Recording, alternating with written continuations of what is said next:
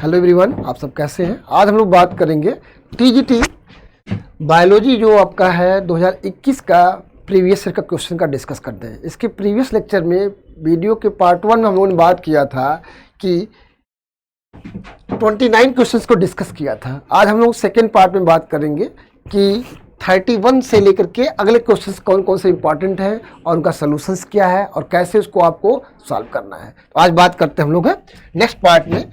Question number आपका है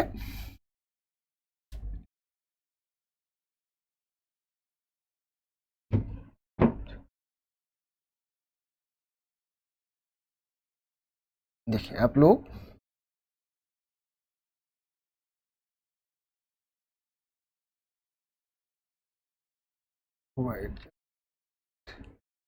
देखिए क्वेश्चन आपके सामने है, which of the following is not a filter feeder. अगला क्वेश्चन आपका है कौन सा फिल्टर फीडर नहीं है। आप देखोगे यूनियो, एम्फीबियंस, हार्डमानिया, एस्ट्रियास। तो कह रहा है कि पहला क्वेश्चन में देखिए नॉट लिखा हुआ है, कौन इसमें फिल्टर फीडर नहीं होते। फिल्टर फीडर वह ऑर्गेनिज्म होते हैं जो क्या करते हैं, माइन्यूट अपने भोजन को क्या करते हैं, कोई भी पार्ट लेते हैं तो अपने किसी ऑर्गन के द्वारा उसको फिल्टर करते रहते हैं। उनके पास ऐसे ऑर्गन्स होते रहते हैं। तो फिल्टर फीडर्स की मैं बात करूं तो इनमें यूनियो भी फिल्टर फीडर है, एम्फिऑक्सस भी है, हार्डमानिया भी है। एक एग्जाम्पल इसमें आपका एस्ट्रियोस जो आपका है, ये क्या होता है, बॉटम फीडर होता है। याद रखिएगा बॉटम फीडर है, ये बॉटम फीडर है। बाकी क्या है, सब फिल्टर फीडर में आते हैं। ये तीनों के तीनों किस में आते हैं, फिल्टर फीडर में आते हैं। तो आप देखेंगे फिल्टर फीडर में आते हैं। तो ये आपको ध्यान रखना है, ये ऑर्गेनिज्म की कैरेक्टरिस्टिक फीचर्स होती है, कौन बॉटम फीडर होता है, कौन फिल्टर फीडर होता है। आप यहाँ पे देखेंगे एस्ट्रियास को याद रखिएगा, ये बॉटम फीडर का एग्जाम्पल है। तो पूछा है नॉट, कौन फिल्टर फीडर नहीं है, तो करेक्ट आंसर कौन होगा इसका, डी। अब अगर मैं अगले क्वेश्चन की बात करूं तो हम देखते हैं,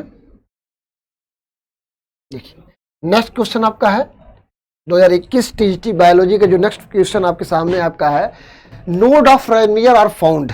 node of Ranvier are found कर रहा है, तो आपको ध्यान रखना है नोड ऑफ रैनवियर की बात करता है। तो नोड ऑफ रैनवियर कहाँ पाया जाता है, cyton, axon, dendrite, synapse. Ranvier की गांठ कहाँ पाई जाती है, साइटॉन में, एक्सॉन में, डेंड्राइट और सिनेप्स में। तो करेक्ट आंसर इसका क्या होगा, आप जानते हैं एक्सॉन। नोड ऑफ रैनवियर जो क्या करता है, पीरियाडिक गैप होता है एक्सॉन के बीच में, और वो क्या करता है, सिनेप्स को बढ़ाता रहता है। क्या करता है, इंपल्सिस को तेज करने के लिए पाया जाता है। आपने अगर पढ़ा हो तो आप देखे होंगे इस तरह से बीच बीच में जो आपके पाए जाते रहते हैं,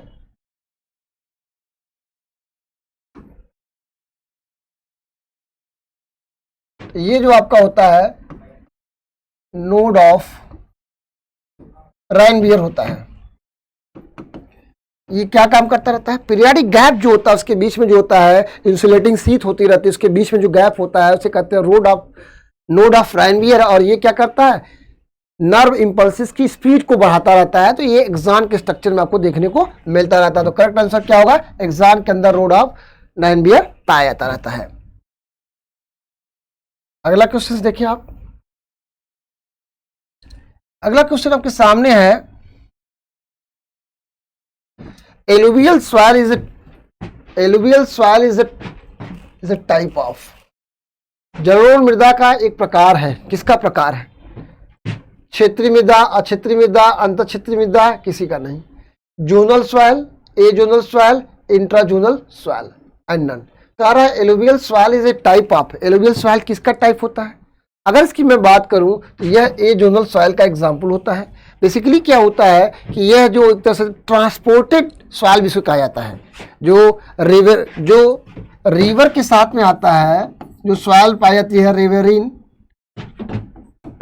सॉइल और ट्रांसपोर्टेड सॉइल। जो रिवर होती है ना, ये रिवर अपने फ्लोट के साथ में क्या करती है, कुछ सॉइल को लेके आती है। जब रिवर की स्पीड कम हो जाती है, इसके फ्लो की स्पीड कम हो जाती है, तो ये सॉइल क्या होती है, इकट्ठा हो जाती रहती है। यह एक जो जलोढ़ मृदा होती है, एलुवियल सॉइल होती है, एक तरह से क्या होती है, ए जोनल सॉइल होती है। ए जोनल क्यों कहा गया है, यह एक स्थान से दूसरे स्थान तक ट्रांसपोर्ट होती रहती है। इसका ही नाम है रिवरिन सॉइल, रिवर के साथ चलने वाली सॉइल्स होती है, या ट्रांसपोर्टेड सॉइल कहा जाता है, एक स्थान से दूसरे स्थान तक ट्रांसपोर्ट होने वाली सॉइल होती है। तो ये कई नामों से पूछता रहता है। यहाँ पूछा है alluvial soil is a type of zonal soil, a zonal. तो आप देखो यहाँ पे एक ही आंसर आता है, ए जोनल सॉइल, उस जोन से अलग होने वाला ट्रांसपोर्टेड सॉइल पाई जाती है, जो रिवर फ्लो के साथ में क्या होती है, आगे बढ़ती रहती है। जब फ्लो कम होता है तो इकट्ठा हो जाती है, ऐसी सॉइल कहते हैं जलोढ़ मृदा, या कहते हैं एलुवियल सॉइल होता है। तो इसका करेक्ट आंसर क्या होगा, एजोनल सॉइल। और बाकी आपको याद करना है, azonal soil, riverine soil, transported soil, ये सारी बातें आपको अगले एग्जाम के लिए तैयार रखना है, क्योंकि ये अगले नाम से क्वेश्चन आपके एग्जाम में पूछ सकता है। हमने पहले ही बताया है कि आप पीवाईक्यू सॉल्व करते समय इस बात का ध्यान रखें कि जो ऑप्शन आया हुआ है वह तो आपका आया, उसके अलावा जो उसके साथ और क्वेश्चन बनने की संभावना उस एरिया में, उसको ध्यान रखने की जरूरत होती है। ये आपको रिमेंबर करने की जरूरत आपको है। नेक्स्ट बात आती है, हमारा नेक्स्ट क्वेश्चन आपके सामने है। अगला क्वेश्चन आपके सामने है, beverage yielding plant coffee arabica is a member of family. पूछ रहा है beverage yielding plant coffee arabica is a member of family. पेय पदार्थ वाला पौधा जो होता है, कॉफी अराबिका जो पौधा होता है, किस कुल का सदस्य होता है, किस फैमिली से बिलोंग करता है। आपको याद रखना है, कॉफी अराबिका जो ब्यूरेज एल्डिंग प्लांट है वह किस फैमिली से बिलोंग करता है, एपोसाइनेसी, रूबिएसी, एकेंथियेसी, सुलेनेसी। तो आपको याद रखना है यह रूबिएसी फैमिली से बिलोंग करता है कॉफी अराबिका। और कॉफी अराबिका प्लांट के जो होता है मेंबर्स की सीड, इसकी जो सीड होती है, सीड से प्राप्त किया जाता है एंटीऑक्सीडेंट कह सकते हैं, एंटीऑक्सीडेंट, और ये स्टिमुलेंट की तरह जो काम करता है, स्टिमुलेंट प्राप्त किया जाता है, जिसे कहते हैं कैफीन। याद रखिए, कैफीन क्या आपका है, एक स्टिमुलेंट है जो कॉफी से प्राप्त किया जाता रहता है, जो क्या करता है, स्टिमुलेंट की तरह काम करता रहता है, वो सीड से प्राप्त किया जाता है। अगला क्वेश्चन आपसे पूछ सकता है, कॉफी अराबिका प्लांट के किस प्लांट से जो आपका जो कैफीन प्राप्त किया जाता है, किस प्लांट से प्राप्त किया जाता है, सीड से। तो सीड वाला क्वेश्चन अगला इंपॉर्टेंट आपके एग्जाम में हो गया। स्टिमुलेंट का नाम याद रखिएगा, कैफीन पाया जाता रहता है, और ये प्लांट की सीड से क्या होता है, कॉफी प्राप्त की जाती रहती है। ये आपके एग्जाम के लिए इंपॉर्टेंट हो सकता है कि सीड से प्राप्त की जाती है। स्टिमुलेंट का नाम क्या है, कैफीन पाया जाता रहता है, ये एक स्टिमुलेंट की तरह काम करता रहता है। नेक्स्ट क्वेश्चन देखो आपके सामने आता है,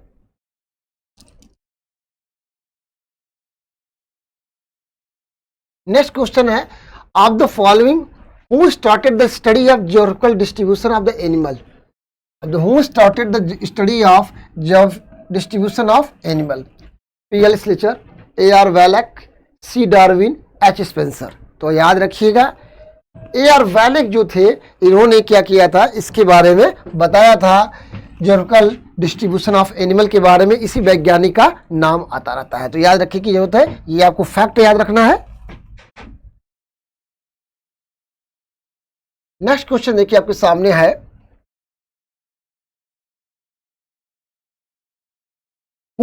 what determine the diffusion of water from one cell to another? What determine the diffusion of water from one cell to the another? एक कोशिका से दूसरी कोशिका में पानी के मिश्रण को कौन निर्धारित करता रहता है? Diffusion of water. देखिए अब आपको बताना है, ऑप्शन में क्या है, ऑस्मोटिक, ओपी, डब्ल्यूपी, डीपीडी और टीपी। इन नामों को आपको जानने की जरूरत होती है। Osmotic potential, wall pressure, diffusion pressure deficit और टर्गर प्रेशर। टीपी को कहते हैं, टर्गर प्रेशर कहते हैं। अगर आप देखो अब यहाँ पे देखिए बहुत इंपॉर्टेंट क्वेश्चन है, बार बार आपके एग्जाम में पूछता रहता है, तो आप बताएंगे। एक आप जानते हैं डीपीडी इक्वल टू होता है ओपी माइनस टीपी। देखो डिफ्यूजन प्रेशर डेफिसिट, जब किसी प्योर सोल्यूशन, किसी सोल्यूशन से और किसी प्योर वाटर से जो डिफरेंस होता है वही कहलाता है डिफ्यूजन प्रेशर, क्योंकि उसके अंदर क्या होता है, जो सल्यूट के वजह से जो वेरिएशंस आता है प्रेशर के अंदर आता है, उसे कहते हैं डिफ्यूजन प्रेशर डेफिसिट। यह किसके डिफरेंस होता है, ऑस्मोटिक पोटेंशियल और टर्गर प्रेशर होता है। आपको पता है किसी सेल के अंदर, एक सेल के अंदर ये जो किसी चीज, किसी फोर्स से कोई चीज अगर खींची जा रही है तो उसे कहते हैं ऑस्मोटिक पोटेंशियल। और इसका जो इसके ऊपर वॉल पे जो प्रभाव पड़ता है इसको कहते हैं, अगर कोई इसमें लिक्विड आप फिलअप कर रहे हो, अगर कोई सोल्यूशन डाल रहे हो तो वॉल पे जो प्रेशर आ रहा है उसे कहते हैं डब्ल्यू प्रेशर। और देखिए ये जो इसके ऊपर प्रेशर जाता है इसको हम बोलते हैं, ये प्रेशर डालता है इसको हम बोलते हैं टर्गर प्रेशर टीपी। और जो वॉल का प्रेशर इसके ऊपर पड़ता रहता है, इस सोल्यूशन के ऊपर पड़ता है, उसे हम बोलते हैं डब्ल्यूपी। वॉल प्रेशर और टर्गर प्रेशर, इस लिक्विड के फिल करने से जो पड़ता है उसे टर्गर प्रेशर, और जो जिस फोर्स से खींचता किसी चीज को उसे कहते हैं ऑस्मोटिक पोटेंशियल। तो डिफ्यूजन प्रेशर डेफिसिट की वजह से ही क्या होता है, एक कोशिका से दूसरी कोशिका में पानी का विसरण होता रहता है। याद रखिएगा DPD equal to OP minus TP. तो यहाँ इन टर्मों को जानने की जरूरत आपको है। टर्गर प्रेशर क्या होता है, जो सोल्यूशंस का प्रेशर वॉल पे पड़ता रहता है, जो वॉल का सोल्यूशन से पड़ता है उसे वॉल प्रेशर कहा जाता है, जिससे फोर्स से खींचता रहता है उसे कहते हैं ऑस्मोटिक पोटेंशियल कहते रहते हैं। नेक्स्ट मैं बात करूं, अगला क्वेश्चन देखिए आप,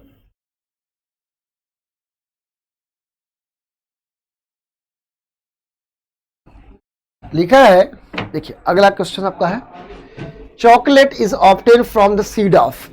चॉकलेट किसके सीड से प्राप्त किया जाता रहता है, चॉकलेट किसके सीड से प्राप्त किया जाता है, एथोजाइलन Coca, थियोब्रोम Coca, Cola नाइटिया, कैथा edulis. Chocolate के बीज से, चॉकलेट किसके बीज से प्राप्त किया जाता है, आपको बताना है, बताएं सभी लोग, रिप्लाई दे, इसका आंसर क्या होगा, इसका आंसर क्या होगा आप लोग देखिए। याद रखिएगा चॉकलेट जो आपका प्राप्त होता है थियोब्रोम कोका से प्राप्त होता रहता है, और ये जिस फैमिली से बिलोंग करता है, ये आपके नए क्वेश्चंस बन जाएंगे आपके एग्जाम के लिए, रूबिएसी फैमिली का मेंबर है। ये है पौधा जो किस फैमिली का मेंबर है, रूबिएसी फैमिली का मेंबर है। तो आपको याद ये रखना जरूरी है कि चॉकलेट किसके सीड से प्राप्त किया जाता है, थियोब्रोम कोका।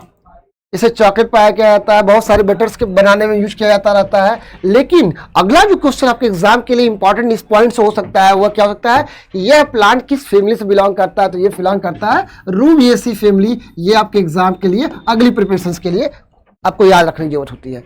नेक्स्ट क्वेश्चन की मैं बात करूं, नेक्स्ट क्वेश्चन की मैं बात करूं तो देखिए आप, नेक्स्ट क्वेश्चन आपके सामने आया हुआ है, अगर आप देखोगे, of the following who challenge the Lamarckian theory. Lamarck की थियरी को किसने चैलेंज दिया था, निम्न से किसने लैमार्कियन सिद्धांत पे आपत्ति जताई थी।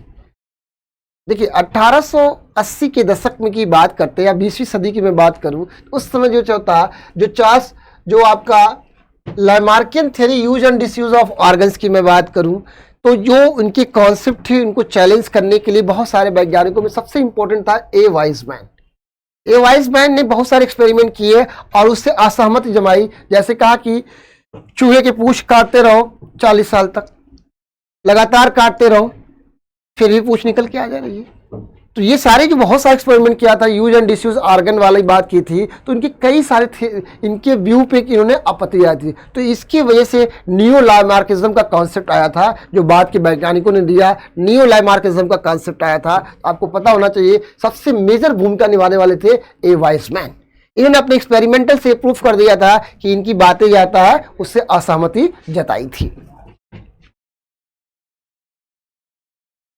और देखिए चार्ल्स डार्विन को आप जानते ही हैं, ह्यूगो डे व्रिस म्यूटेशन से रिलेटेड हुए थे। ए वाइजमैन, इन्होंने इनको चैलेंज किया था। स्पेंसर्स स्पीसीज कॉन्सेप्ट से जुड़े हुए थे। अगर मैं बात करूं, नेक्स्ट क्वेश्चन आपके सामने है, अगला क्वेश्चन आपके सामने है, बहुत इंपॉर्टेंट है, यहां से क्वेश्चन बार बार आता है। In bacteria when many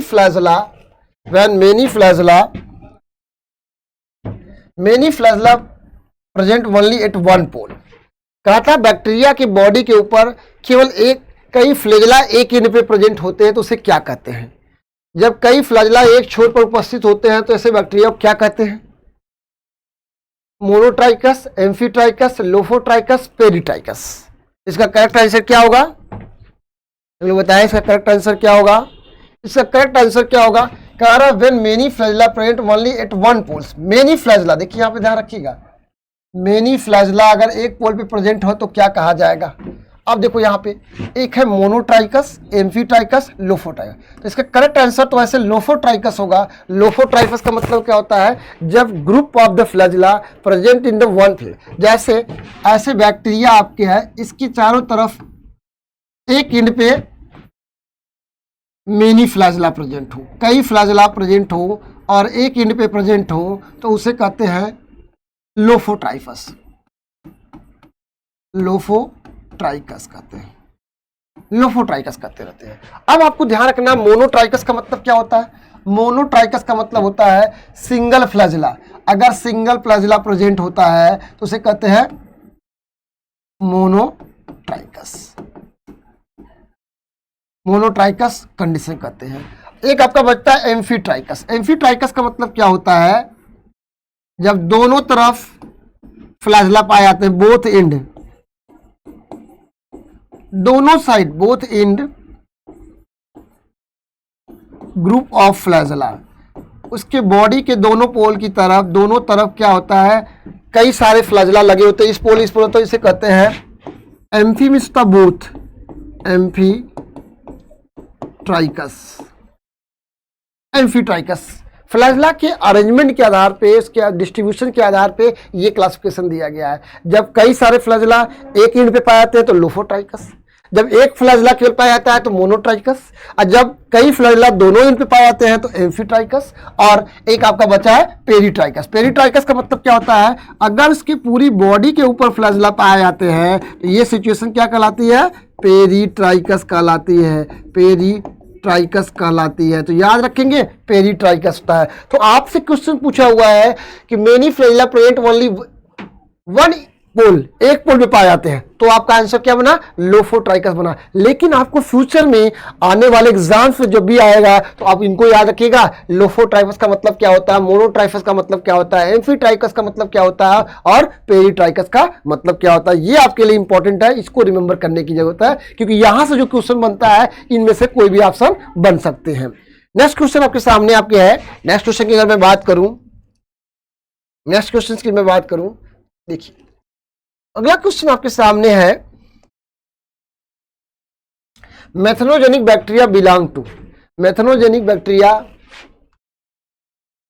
belong to, पहली बात mycoplasma, eubacteria, cyanobacteria, archaebacteria.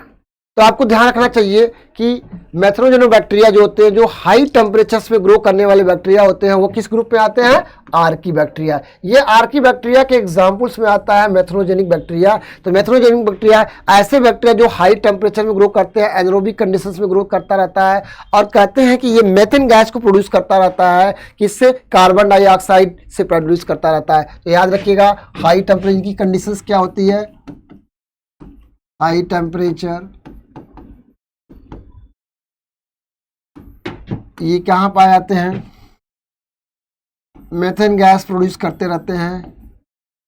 देखो थर्मोफिलस भी होता है जो हाई टेम्परेचर में ग्रो करता रहता है, थर्मोजेनिक, मेथनोजेनिक। तो मेथनोजेनिक जो मेथेन गैस को प्रोड्यूस करता है, थर्मो, इसे कहते हैं हाई टेम्परेचर में थर्मोफिलस। याद रखिएगा थर्मोफिलस जो हाई टेम्परेचर में ग्रो करता है, ये भी टाइप ऑफ आर्कीबैक्टीरिया होता है। आर्कीबैक्टीरिया में ही आपका मेथनोजेनिक, ऐसा जो मेथेन गैस को प्रोड्यूस करता है, किससे प्रोड्यूस करता है, कार्बन डाइऑक्साइड से।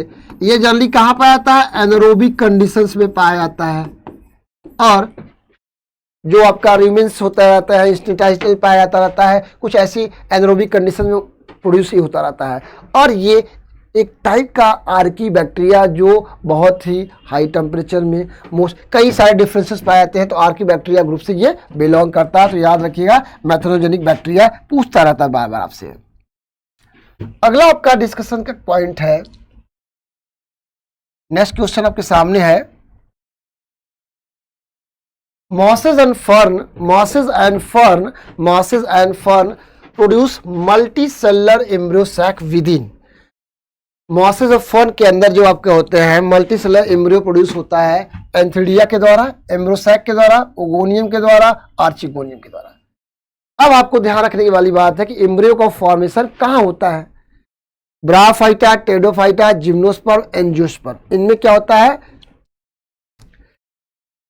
एम्ब्रियो का फॉर्मेशन होता है, एम्ब्रियनिक फॉर्मेशन। यहाँ पे आप देखोगे और इनके अंदर जो आर्चिगोनिया होता है, आर्चिगोनिया के अंदर देखिए अब यहाँ पे लिखा है आर्चिगोनिया, आर्चिगोनिया लाइक स्ट्रक्चर जो बनती रहती है, आर्चिगोनिया में ही क्या बनता रहता है, आपका एम्ब्रियो का फॉर्मेशन होता रहता है। एम्ब्रियो का फॉर्मेशन कहाँ होता है, जो फीमेल सेक्स ऑर्गन होता है, आर्चिगोनिया होता है, उसमें ही फॉर्मेशन होता रहता है। बाकी ऑप्शन एंथ्रीडिया क्या, मेल सेक्स ऑर्गन आपका है। एम्ब्रियो सैक का निर्माण, तो एम्ब्रियो सैक का निर्माण आपको पता होना चाहिए कि मासेस और फन के अंदर क्या होता है, इसका फॉर्मेशन नहीं होता है, इसका नहीं होता है, ये भी कट गया। ओगोनियम क्या होता है, इसमें नहीं होता है। ऑप्शन क्या बन गया आपका, आर्चिगोनिया, जो फीमेल सेक्स ऑर्गन होता है उसी के अंदर क्या होता है, एम्ब्रियो का फॉर्मेशन होता है और मल्टीसेलर एम्ब्रियो का फॉर्मेशन होता रहता है। ये भी आपको ध्यान रखने की जरूरत होती है।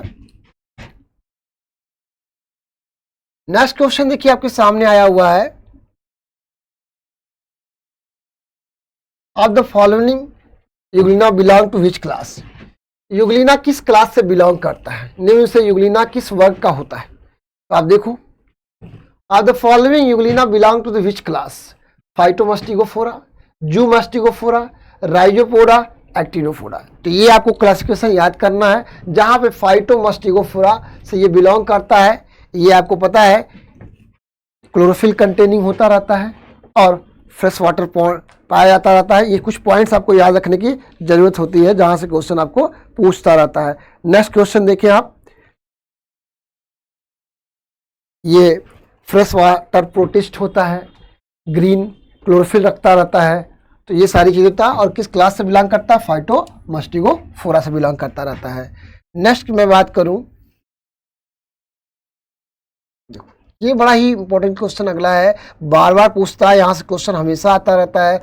Which is a bisporic type of embryo sac. Bisporic type of embryo sac कौन है, आपको बताना है। बहुत ही इंपॉर्टेंट, बार बार पूछता रहता है, बार बार पूछता रहता है कि बाइस्पोरिक एम्ब्रोसैक कहाँ, पॉलीगोनम, आइनोथेरा, एलियम, एडॉक्सा। तो पहले हमें ये जानना है कि बाइस्पोरिक एम्ब्रोसैक क्या होता है। इसका करेक्ट आंसर आपको बताना है, कौन बाइस्पोरिक एम्ब्रोसैक पाया जाता रहता है। तो देखिए यहाँ पे करेक्ट आंसर क्या होगा, एलियम होता है। एलियम और इंडिमियान, एलियम और इंडिमियान जो होते हैं ये बाइस्पोरिक एम्ब्रोसैक होते हैं। मोनोस्पोरिक में कौन होता है, पॉलीगोनम, आइनोथेरा, ये दो होते हैं, मोनोस्पोरिक टाइप होता है। और टेट्रास्पोरिक, अब ये नाम जो पड़ता है ना, अगर आपको एक मैं सिंपल सा कॉन्सेप्ट बात करूं, एम्ब्रोसैक की मैं बात करूं, तो आपको पता है कि सबसे इंपॉर्टेंट होता है, अगर आप देखोगे एक सीड के अंदर, एक सीड जो होता है, एक जो ओवरी होती है, ओवरी अगर आप देखो तो ये स्टिग्मा होता है, इसके अंदर ये स्टाइल होता है और ये आपका ओवरी होता है। तो आपको पता है एक कार्पेल जो होता है, जो फीमेल सेक्स ऑर्गन जिसे कहते हैं गायनेसियम, गायनेसियम में कई सारे कार्पेल्स पाए जाते हैं।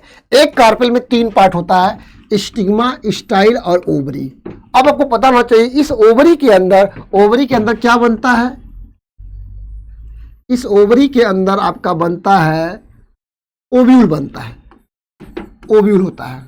देखो ओवरी के अंदर ओव्यूल है और इस ओवरी के अंदर ओव्यूल, ओव्यूल के अंदर क्या आपका है,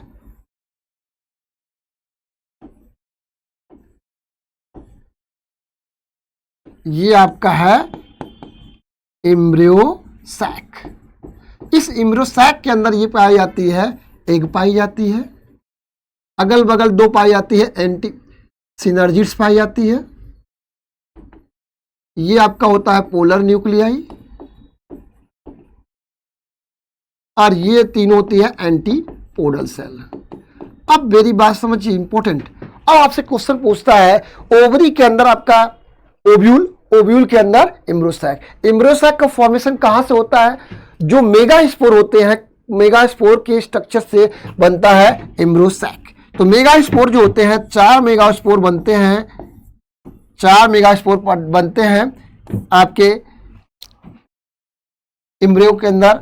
आपका जो ओव्यूल होता है इसके अंदर जो मेगा स्पोर बनते रहते हैं अब इनमें से क्या होता है, कितना मेगास्पोर पार्टिसिपेट करता है एम्ब्रोसैक में, उसके आधार पर इसका नॉमेनक्लेचर दिया गया है। आपसे कई बार एग्जाम में पूछा है कि फर्टिलाइजेशन के बाद ओवरी किसका निर्माण करती है, फर्टिलाइजेशन के बाद ओवरी फ्रूट का निर्माण करती है, याद रखिएगा, ये कई बार पूछा एग्जाम में, फ्रूट का निर्माण करती है। और ओव्यूल क्या करता है, सीड का निर्माण करता है, सीड का निर्माण करता है, फ्रूट का निर्माण करता है। एम्ब्रोसैक का फॉर्मेशन मेगास्पोर की संख्या के आधार पर क्लासिफिकेशन दिया गया है। तो कितना मेगास्पोर पार्टिसिपेट करता है उसके आधार पे हम क्या करते हैं, एम्ब्रोसैक का नाम देते हैं। अगर एक पार्टिसिपेट करता है तो उसे कहते हैं मोनोस्पोरिक, अगर दो पार्टिसिपेट करते हैं तो उसे कहते हैं बाइस्पोरिक एम्ब्रोसैक, और चारों पार्टिसिपेट करते हैं तो उसे कहते हैं टेट्रास्पोरिक एम्ब्रोसैक। तो एम्ब्रोसैक का जो फॉर्मेशन होता है ये मेगास्पोर के स्ट्रक्चर के आधार पर दिया गया है। अगर एक मेगास्पोर के पार्टिसिपेट करता है तो मोनोस्पोरिक, दो पार्टिसिपेट करते हैं बाइस्पोरिक एम्ब्रोसैक, और चारों पार्टिसिपेट करते हैं टेट्रास्पोरिक एम्ब्रोसैक करता है। अब ये पूछा हुआ है कि बाइस्पोरिक एम्ब्रोसैक से का उदाहरण बताइए, बाइस्पोरिक एम्ब्रोसैक का उदाहरण बताइए। तो ये स्ट्रक्चर आपको याद होना चाहिए। अगर आप प्लांट्स के अंदर स्टडी कर रहे हैं एम्ब्रो, तो आप देखेंगे कि कॉर्पेल स्टाइल स्टिग्मा ओवरी से बना होता है, ओवरी के अंदर क्या होता है, ओव्यूल होता है, ओव्यूल के अंदर एम्ब्रोसैक होता है, एम्ब्रोसैक के अंदर क्या होता है, एग होता है, और ये सारी स्ट्रक्चर आपको याद चाहिए।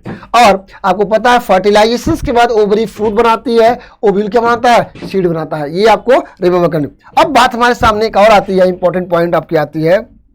अगर मैं बात करूं तो देखो, अगर मैं बात करूं तो यहाँ पे आपको एग्जाम्पल से याद कर लेंगे, तो जो आपके एग्जाम में बार बार पूछता रहता है ना, वो ये पूछता रहता है कि मोनोस्पोरिक, बाइस्पोरिक। अब यहाँ पूछा है बाइस्पोरिक का एग्जाम्पल बताइए, तो दो चार एग्जाम्पल आपको बार बार याद होना चाहिए। जैसे मैंने बोला, आपको क्या याद रखने की जरूरत आपको है, मोनोस्पोरिक एम्ब्रोसैक। तो मोनोस्पोरिक एम्ब्रोसैक का एग्जाम्पल की अगर मैं बात करूं तो पहला एग्जाम्पल याद रखिएगा पॉलीगोनम, दूसरा याद रखिएगा आइनोथेरा। ये दोनों एग्जाम्पल आपके हैं मोनोस्पोरिक एम्ब्रोसैक का, जहां पे एक मेगास्पोर से इनका फॉर्मेशन होता है।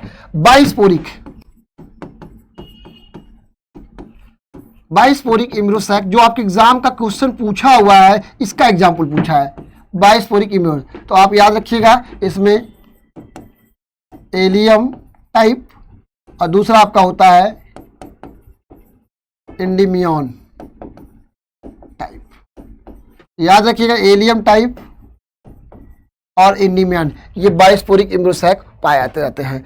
अगर हम बात करें टेट्रास्पोरिक का एग्जाम्पल याद रखिएगा, क्योंकि बार बार पूछता रहता है, टेट्रास्पोरिक पूछता रहता है। तो इसमें आप याद रखिएगा एडाक्सा, प्लुम्बेजेला,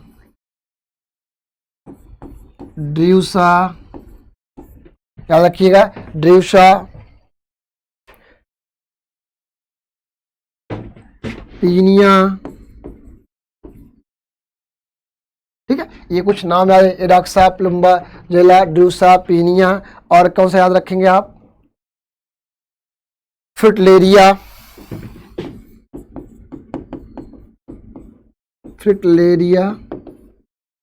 प्लुम्बैगो,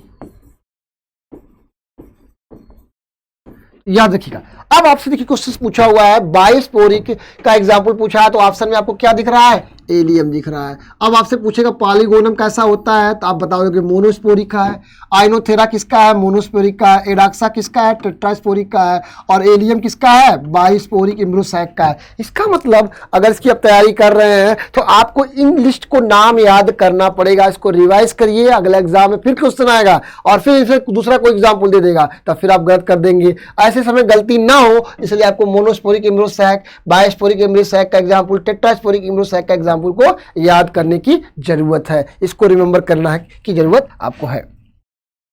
नेक्स्ट मैं बात करूं, अगला क्वेश्चन आपके सामने है।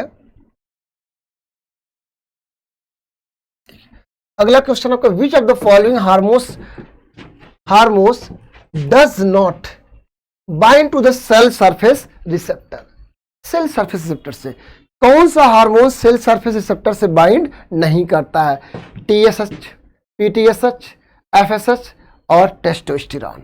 अगर मैं बात करूं तो इसमें आपका जो एग्जाम्पल है टेस्टोस्टेरॉन क्या होता है, यह न्यूक्लियर रिसेप्टर से बाइंड करता रहता है, न्यूक्लियर रिसेप्टर से बाइंड करता रहता है। अब देखिए बात यहां आती है कि not bind to the cell surface receptor. अगर आप सेल सिग्नलिंग की बात करें, मैंने यूट्यूब पे लेक्चर्स भी लिया है सेल सिग्नलिंग का, आप देख सकते हैं यहाँ पे जाके, इसके बारे में पूरा डिटेल से बताया हुआ है। लेकिन एक किसी भी प्लांट सेल के अंदर अगर बात किया जाए या एनिमल सेल्स होती रहती है तो उनके अंदर मैं रिसेप्टर्स की बात करूं तो रिसेप्टर्स में क्या आता है, देखिए ये आपका न्यूक्लियस है, ये आपकी प्लाज्मा मेम्ब्रेन है, प्लाज्मा मेम्ब्रेन। तो जो सेल रिसेप्टर्स प्लाज्मा मेम्ब्रेन के ऊपर पाए जाते हैं उसे कहते हैं cell surface receptor, cell surface receptor पाए जाते होते हैं। और इनसे जो लिगेंड्स बाइंड करते हैं, जो सिग्नल मॉलिक्यूल बाइंड करते हैं, उनको हम लिगेंड्स कहते हैं, लिगेंड्स बाइंड करते हैं। वो भी दो तरह का होता है, हाइड्रोफिलिक नेचर का है कि लाइपोफिलिक नेचर का होता है, ये अलग कैटेगरी। अभी रिसेप्टर्स की मैं बात करूं तो सेल सरफेस रिसेप्टर कहां पाए जाते हैं? प्लाज्मा मेम्ब्रेन पाया जाता है। टेस्टोस्टेरॉन का जो रिसेप्टर्स पाया जाता है वह न्यूक्लियस के अंदर पाया जाता है, न्यूक्लियर रिसेप्टर्स पाया जाता रहता है। और जो सेल के अंदर पाए जाते हैं उन्हें कहा जाता है इंट्रासेलुलर रिसेप्टर। एक होता है सेल सरफेस रिसेप्टर, एक होता है इंट्रासेलुलर रिसेप्टर। इंट्रासेलुलर रिसेप्टर की दो पोजीशन होती है, या तो ये साइटोप्लाज्म में पाया सकता है जिसे कहते हैं साइटोसोलिक रिसेप्टर, या ये न्यूक्लियस के अंदर पाया सकता है तो उसे कहेंगे न्यूक्लियर रिसेप्टर। तो न्यूक्लियर रिसेप्टर होता है। तो आपको ये ध्यान रखना है कि टेस्टोस्टेरॉन का रिसेप्टर जो पाता है न्यूक्लियर लोकलाइजेशन होता है, न्यूक्लियर रिसेप्टर से बाइंड करता रहता है, ना कि सेल सरफेस रिसेप्टर से बाइंड करता रहता है। तो ये सेल सिग्नलिंग का पार्ट है। देखिए अगला क्वेश्चन आपके सामने है, देखिए the body of tadpole larva so distinct. Tadpole larva की बॉडी शो करता रहता है, टैडपोल डिम के शरीर में सुस्पष्ट दिखाई देता है। कह रहा है the body of the tadpole larva show head, trunk, tail, all of the. बहुत सिंपल सा क्वेश्चन है। टैडपोल के लार्वा के बॉडी में सभी पार्ट दिखता रहता है, ऑल ऑफ द, हेड भी बनता है, ट्रंक भी बनता है और टेल भी बनता रहता है। All of the above is the correct answer होगा, इसको आपको याद करने की जरूरत है।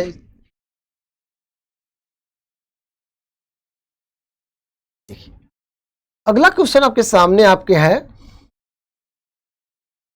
The existence of homologous structure suggest occurrence of. अगर homologous existence of homologous structure suggests the occurrence of divergent evolution, convergent evolution, micro evolution, macro evolutions। अब देखिए समजात संरचनाओं का अस्तित्व निम्नलिखित में से किस घटना का सुझाव देता है? अगर होमोलॉगस ऑर्गन है, होमोलॉगस ऑर्गन का मतलब क्या है? जिनकी ओरिजिन सेम हो, जिनकी क्या हो? ओरिजिन सेम हो। होमोलॉगस ऑर्गन जो ओरिजिन में सेम हो लेकिन उनके फंक्शन क्या हो? डिफरेंट हो। जिनकी ओरिजिन सेम हो उनका फंक्शन डिफरेंट हो, उनको कहते हैं होमोलॉगस ऑर्गन। और ऐसा ये क्या करते हैं? डाइवर्जेंट इवोल्यूशन का शो करते हैं। डाइवर्जेंट इवोल्यूशन का मतलब जो फॉरवर्ड डायरेक्शन में इवोल्यूशन बढ़ता है, डाइवर्जेंट, जिसमें क्या होता है कि ऑर्गन तो सेम ओरिजिन के होते हैं लेकिन उनके फंक्शन अलग अलग होते हैं। जैसे आप देख सकते हो, इसका बेस्ट एग्जाम्पल देखो, ह्यूमन बींग। जैसे मैमेलियंस के अंदर आपको ह्यूमंस के पास, हमारे पास ये दो हैंड्स हैं, वहीं पे क्या होता है? जैसे लायन हो, टाइगर हो, उसके पास भी जो उसका फोर हेड होता है वह क्या होता है? डिफरेंट होता है। जो फोर लिम्ब होता है, जो फोर लिम्ब होता है वो दूसरा काम करता है, चिड़ने फाड़ने का काम करता रहता है। और वहीं पे वेल के अंदर देखो मैमेलियंस का ही पार्ट है, उसके पास जो होते हैं वो जो फ्लिपर्स पाए जाते हैं वो भी क्या है? होमोलॉगस ऑर्गन है। फोर लिम्ब नहीं होता है लेकिन वो मॉडिफाइड रहता है। तो आपने देखा कि जो होमोलॉगस स्ट्रक्चर होते हैं वो डाइवर्जेंस इवोल्यूशन को करते हैं। वही कन्वर्जेंट का इवोल्यूशन का मतलब क्या होता है? ऐसे ऑर्गन्स जो देखिए ओरिजिन डिफरेंट हो। अब दूसरा देखिए क्या होता है, अब तो इसका आंसर क्या होगा? डाइवर्जेंट। लेकिन अगर ओरिजिन डिफरेंट हो और फंक्शन इसका सेम हो, ओरिजिन डिफरेंट और फंक्शन क्या हो? सेम हो, तो इसे कहते हैं एनालॉगस ऑर्गन। याद रखिएगा, एनालॉगस ऑर्गन कहते हैं जहां पे ओरिजिन डिफरेंट और फंक्शन सेम होता है।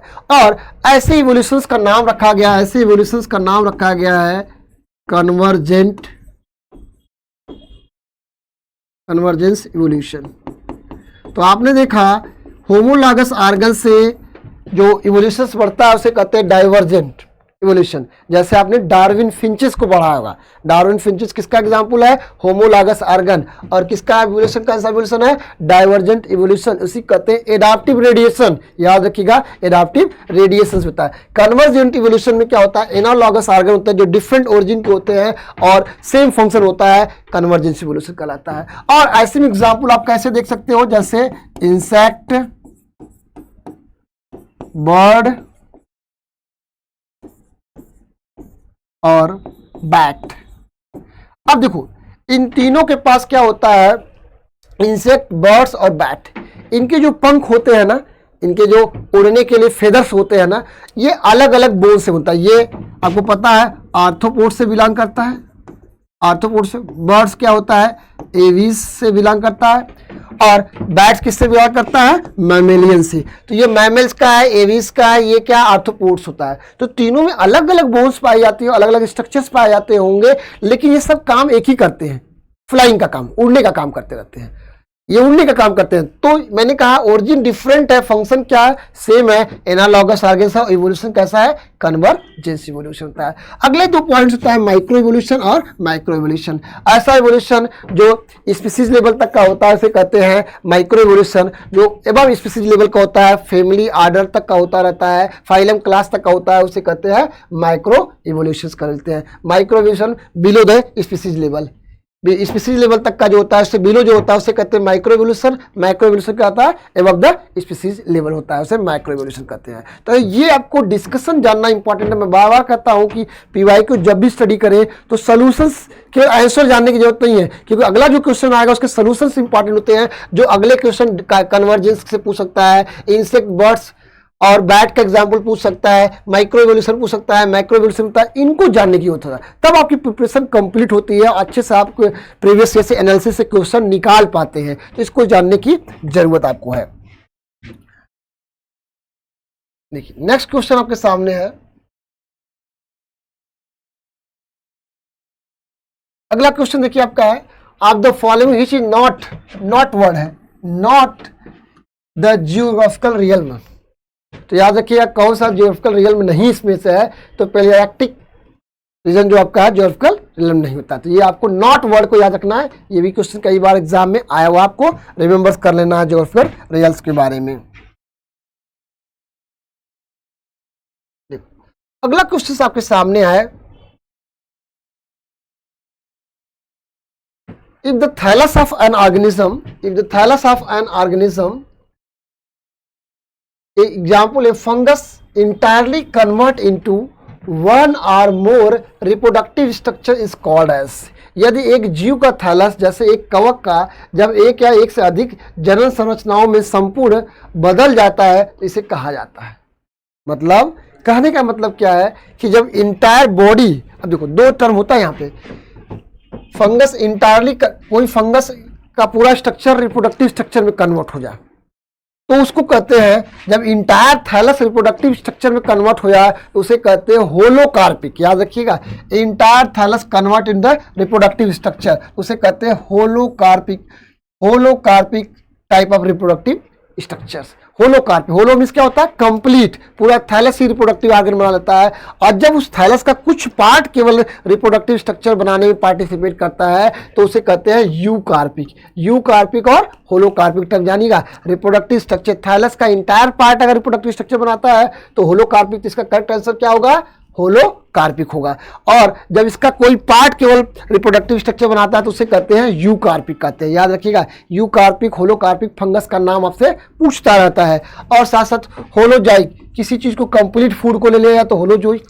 होमोथैलिक का मतलब क्या होता है, होमोथैलिक, एक होता है होमोथैलिक, एक होता है हेट्रोथैलिक। होमोथैलिक का मतलब क्या होता है, जब मेल एंड फीमेल दोनों रिप्रोडक्टिव स्ट्रक्चर एक ही थैलस पे पाए जाते हैं तो उसे कहते हैं होमोथैलिक कहते हैं, और जब डिफरेंट पे पाए जाते हैं तो उसे कहते हैं हेट्रोथैलिक। तो आपसे होमोथैलिज्म भी पूछता है, हेट्रोथैलिज्म भी पूछता रहता है आपसे। होलोकार्पिक का मतलब क्या हुआ, जब थैलस का पूरा स्ट्रक्चर क्या रिप्रोडक्टिव स्ट्रक्चर बदल गया तो होलोकार्पिक, अगर उसका कुछ पार्ट बदल गया तो यूकार्पिक। होलोजोइक एक क्या है, एक टाइप का न्यूट्रिशन है, न्यूट्रिशन जो कंप्लीटली फूड को टेकअप किया जाता रहता है। तो ये चारों ऑप्शंस आपके लिए जानना जरूरी है। कभी तो आपसे पूछा हुआ है होलोकार्पिक, कल आपसे पूछ सकता है यूकार्पिक क्या होता है, होलोजोइक क्या होता है, होमोथैलिक क्या होता है, हेट्रोथैलिक क्या होता है। इन सारे टर्म को आपको जानने की जरूरत होती है।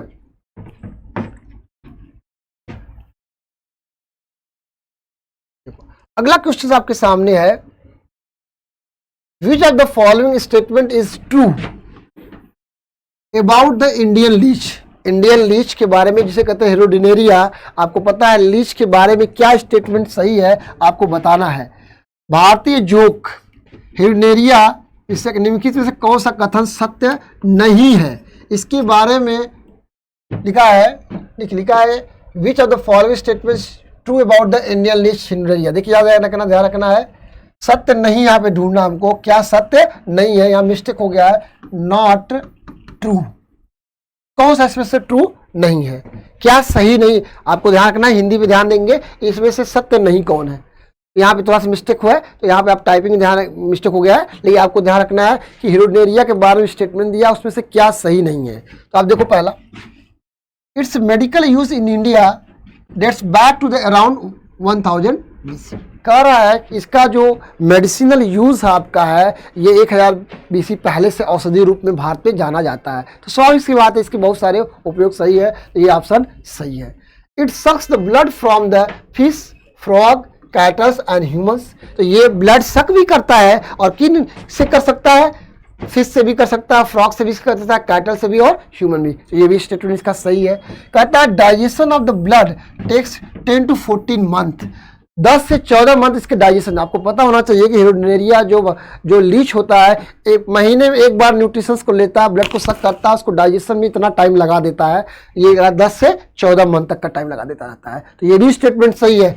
अगला, its body cavity is well developed. इसके पास बॉडी कैविटी वेल डेवलप्ड नहीं होती है, तो बॉडी कैविटी वेल डेवलप्ड नहीं होती, तो आंसर क्या होगा, यही। कौन सा ट्रू नहीं है, नॉट ट्रू।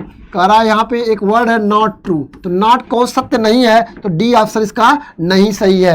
हीमोसिलोमिक चैनल पाया जाता है, हीमोसिलोमिक चैनल पाया जाता है हेरोडिनेरिया के अंदर, याद रखिएगा हीमोसिलोमिक चैनल्स पाए जाते हैं, जो कई बार एग्जाम से पूछा हुआ है। इसकी बॉडी कैविटी वेल डेवलप्ड नहीं होती रहती है, वेल डेवलप्ड नहीं होती रहती है। तो ये कुछ आपके इंपॉर्टेंट फैक्ट थे जो एग्जाम में आपसे पूछा हुआ है।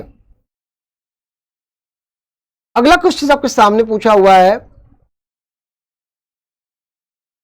Mendel's work on the genetics based on upon which of the following. Mendel ने अपना वर्क किया था, मेंडल का आनुवंशिकी का कार्य निम्न से किस पर आधारित था। बहुत सिंपल सा क्वेश्चन है, एंडुलिसियन फाउल, आइनोथेरा लैमार्कियाना, पाइसन सटाइवम एंड ड्रासोफिला। तो याद रखिएगा, अब यहाँ पे पाइसन सटाइवम ये क्या होता है, ध्यान रखिएगा, ये स्मॉल से रहता है, पाइसम सटाइवम। पाइसम सटाइवम आपको जानते हैं, पी प्लांट्स पे मेंडल ने अपना रिसर्च वर्क किया था, 7 कंट्रास्टिंग कैरेक्टर लिया था। तो आपको ये ध्यान रखना है कि मेंडल वर्क किस पे किए थे जेनेटिक्स का, किस प्लांट्स पे, पाइसम सटाइवम पे, पी प्लांट्स पे किया था। बहुत सिंपल सा क्वेश्चन है। तो ये आज हमने बात किया 50 क्वेश्चंस के। पहले सेक्शन में हमने बात किया था 30 क्वेश्चन का, फिर 20 क्वेश्चन का डिस्कशन किया है। देखिए, आपको हर क्वेश्चन का डिस्कशन जरूरी है, ना कि केवल आंसर बता देना। इसलिए आपको जब भी PYQ सॉल्व करें तो डिस्कशन के चारों ऑप्शन को सॉल्व करने का प्रयास करें, तभी आपकी बेटर प्रिपरेशन हो सकती है। तो आज के लिए इतना ही। Thanks to all of you.